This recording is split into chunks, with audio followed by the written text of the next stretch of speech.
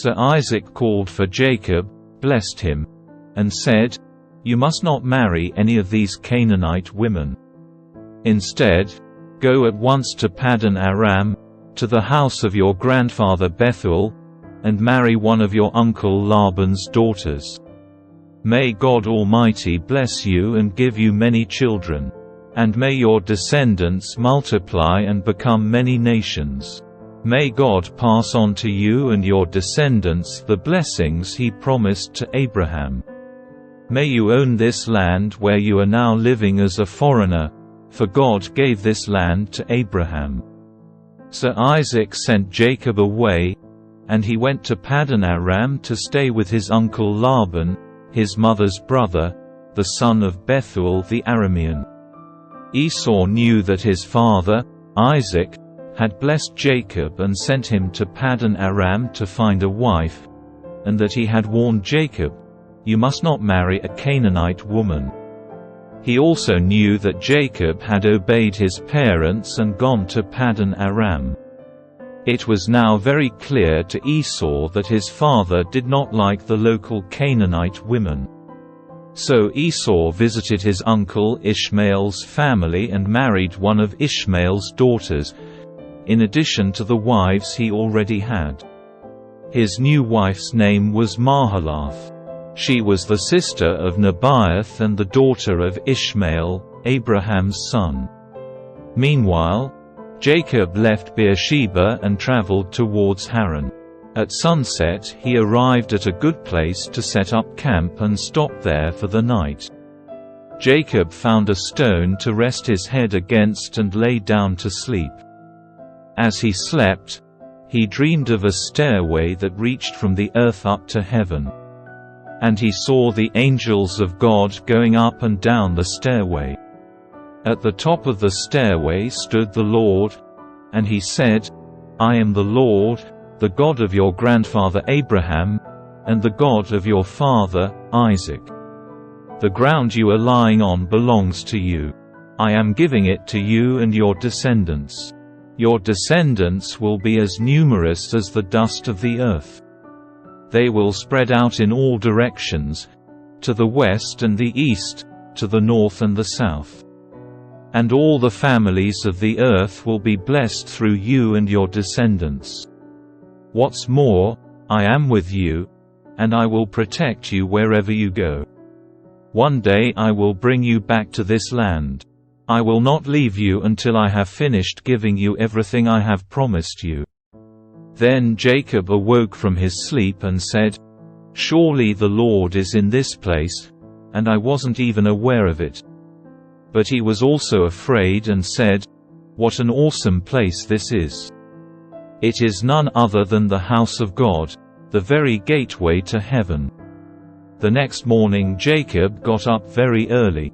He took the stone he had rested his head against, and he set it upright as a memorial pillar. Then he poured olive oil over it. He named that place Bethel, which means, house of God, although it was previously called Luz.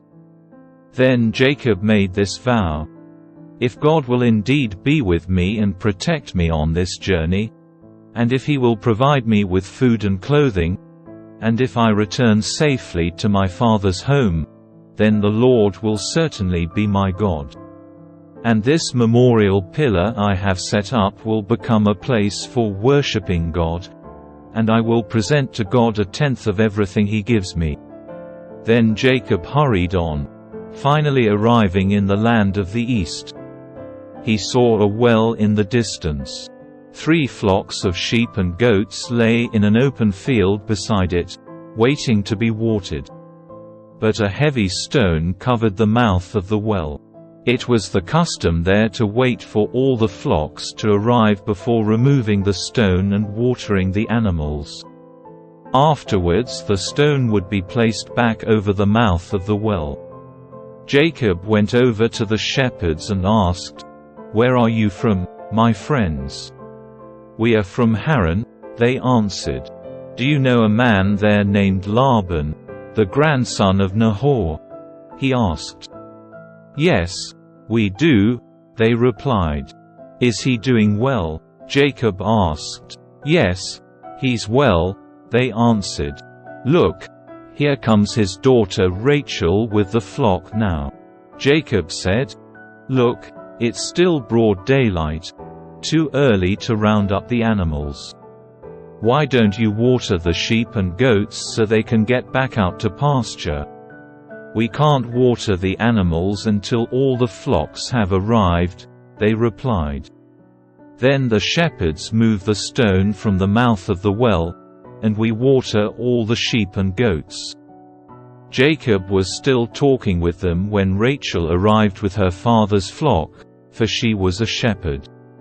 And because Rachel was his cousin, the daughter of Laban, his mother's brother, and because the sheep and goats belonged to his uncle Laban, Jacob went over to the well and moved the stone from its mouth and watered his uncle's flock.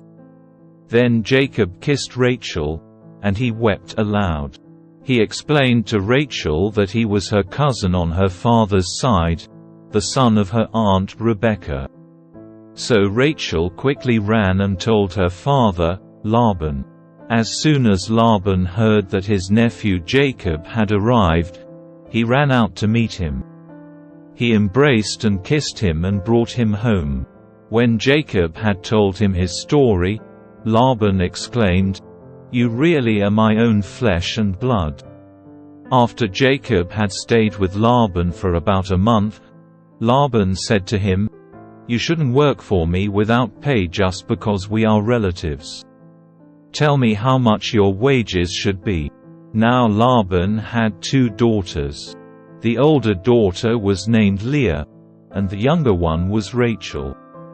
There was no sparkle in Leah's eyes, but Rachel had a beautiful figure and a lovely face. Since Jacob was in love with Rachel, he told her father, "I'll work for you for 7 years if you'll give me Rachel, your younger daughter, as my wife." "Agreed," Laban replied. "I'd rather give her to you than to anyone else. Stay and work with me." So Jacob worked 7 years to pay for Rachel. But his love for her was so strong that it seemed to him but a few days. Finally, the time came for him to marry her. "I have fulfilled my agreement," Jacob said to Laban. "Now give me my wife so I can sleep with her." So Laban invited everyone in the neighborhood and prepared a wedding feast. But that night, when it was dark, Laban took Leah to Jacob, and he slept with her. Laban had given Leah a servant, Zilpah, to be her maid. But when Jacob woke up in the morning, it was Leah. "What have you done to me?" Jacob raged at Laban. "I worked 7 years for Rachel. Why have you tricked me? It's not our custom here to marry off a younger daughter ahead of the firstborn," Laban replied. "But wait until the bridal week is over. Then we'll give you Rachel, too, provided you promise to work another 7 years for me." So Jacob agreed to work 7 more years. A week after Jacob had married Leah, Laban gave him Rachel, too. Laban gave Rachel a servant, Bilhah, to be her maid. So Jacob slept with Rachel, too, and he loved her much more than Leah. He then stayed and worked for Laban the additional 7 years. When the Lord saw that Leah was unloved, he enabled her to have children, but Rachel could not conceive. So Leah became pregnant and gave birth to a son. She named him Reuben, for she said, "The Lord has noticed my misery, and now my husband will love me." She soon became pregnant again and gave birth to another son. She named him Simeon, for she said, "The Lord heard that I was unloved and has given me another son." Then she became pregnant a 3rd time and gave birth to another son. He was named Levi, for she said, "Surely this time my husband will feel affection for me, since I have given him 3 sons." Once again Leah became pregnant and gave birth to another son.